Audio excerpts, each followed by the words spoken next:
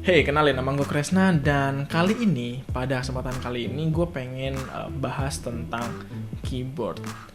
Pernah gak sih kalian ngerasa kalau ternyata kalian tuh butuh keyboard yang enak untuk dipakai dan juga mungkin support dengan beberapa operating system mungkin, atau kalian pengguna Mac terus kalian pengen pakai mechanical keyboard, mungkin kalian bingung enaknya pakai mechanical keyboard apa ya, karena mungkin nggak semua mechanical keyboard yang dijual di Indonesia ini adalah mechanical keyboard yang support dengan macOS. Ya bisa, secara teknikal sih bisa dipakai, tapi kan tombolnya kan kebalik antara option, command, dan kontrolnya. Mungkin itu bakal kurang enak dipakai ketika kalian pakai keyboard yang nggak natively support macOS. Dan pada kesempatan kali ini gue kedatangan produk dari Keychron.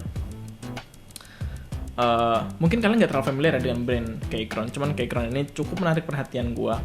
Dan ada salah satu produk dia ini yang pengen gue review pada kesempatan kali ini, yaitu Keychron K2 version 2. Ini adalah mechanical keyboard dari Keychron, revisi dari versi sebelumnya, jadi ini kayak versi barunya.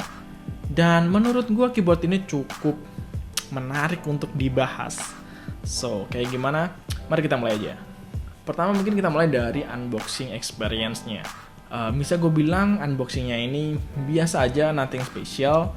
Kalian ketika buka bakal ngelihat kayak kertas gitu, terus kemudian kalian bakal ngelihat keyboardnya sendiri yang dibungkus dengan plastik.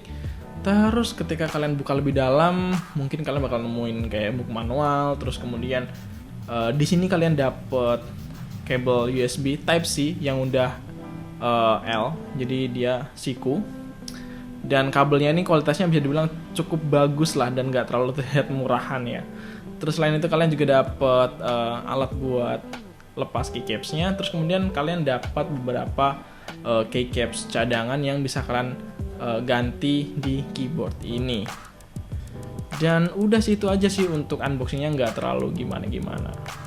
Lanjut ke bagian desain, dan bisa gue bilang kalau desain dari Keychron K2 version 2 ini cukup oke ya, nggak terlihat murahan seenggaknya. Dan Keychron K2 version 2 ini punya dua versi yang frame metal dan juga frame plastik. Kita bahas tentang key-nya dulu. Key-nya ini kalau dibandingkan dengan keyboard yang 60 ataupun 65%, key yang ada di keyboard ini tuh lebih banyak ya.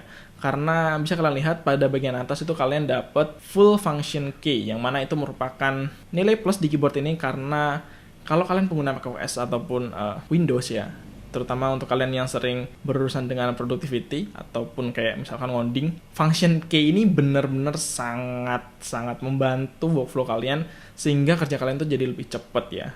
Dan ya ini menurutku adalah sebuah kelebihan di keyboard ini. Secara build quality sendiri, keyboard ini sangat solid ya, bisa dibilang ya, cukup solid sih.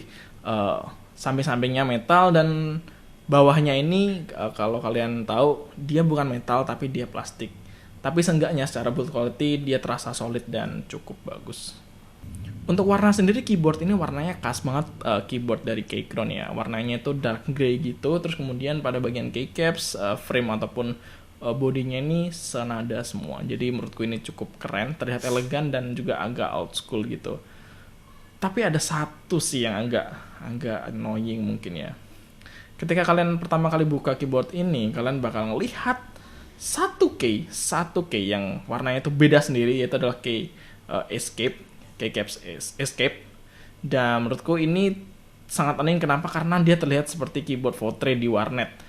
Jadi seketika langsung ganti, karena menurutku itu agak aneh sih warnanya. Dan satu lagi mungkin ya, keyboard ini udah bawahnya ada USB-nya, USB Type-C yang L-shape, dan juga USB-nya ini bentuknya cukup keren ya. Seenggaknya dia nggak terlihat murahan lah, karena USB-nya ini udah braided juga. Jadi cukup klop lah jika disandingkan dengan keyboard Keychron ini. Oke, lanjut ke bagian feature, dan mungkin ini adalah salah satu selling point utama ya menurut gue. Kenapa gue beli keyboard ini? Karena fitur-fitur yang dimiliki oleh Keychron K2 version 2 ini cukup oke. Yang pertama adalah dia ini support macOS dan Windows, yang mana ini merupakan salah satu faktor utama kenapa gue beli keyboard ini. Jadi dia punya switch yang bisa diganti ketika kalian pengen pakai macOS ataupun Windows. Jadi kalian nggak usah ribet dengan mapping, command, control, dan option. Dan fitur yang kedua adalah keyboard ini tuh udah wireless. Ya, keyboard ini merupakan salah satu keyboard mechanical yang support wireless. Dia punya connectivity Bluetooth 5.1 dan juga dia punya baterai 4000 mAh. Dan Keychron klaim kalau baterainya ini bisa bertahan sampai dengan 240 jam. Jadi ya cukup keren lah ya. Kalian udah dapat RGB, terus kemudian keyboard ini juga udah wireless. Dan yang ketiga adalah keyboard ini itu RGB. Ya, kayak tadi gue udah bilang juga sih. Keyboard ini tuh RGB dan kalian bisa setting RGB-nya itu langsung di keyboardnya tanpa pakai aplikasi-aplikasi gitu. Tapi mungkin pengaturan dari RGB-nya ini kurang advance, jadi kurang lengkap untuk ganti-ganti RGB-nya. Tapi seenggaknya keyboard ini udah punya lampu RGB. Lanjut ke bagian ergonomis, dan bisa gue bilang kalau ergonomis di keyboard ini itu udah memenuhi ekspektasi gue.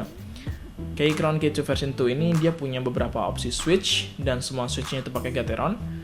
Dia punya blue, red, dan juga brown. Di sini gue pakai yang brown karena menurut gue pengen cobain yang tactile tapi nggak terlalu berisik, jadi gue pilih yang brown. Experience ngetik di keyboard ini bisa dibilang cukup enak secara posisi ngetik dan juga feel dari key-nya sendiri cukup nyaman. Keychron ini menyediakan beberapa adjustment yang bisa kita setting untuk tinggi dari keyboardnya ini. Dia punya dua level, mirip dengan keyboard Ducky yang sebelumnya gue pakai. Jadi untuk kenyamanan mengetik dia ini cukup enak dipakai.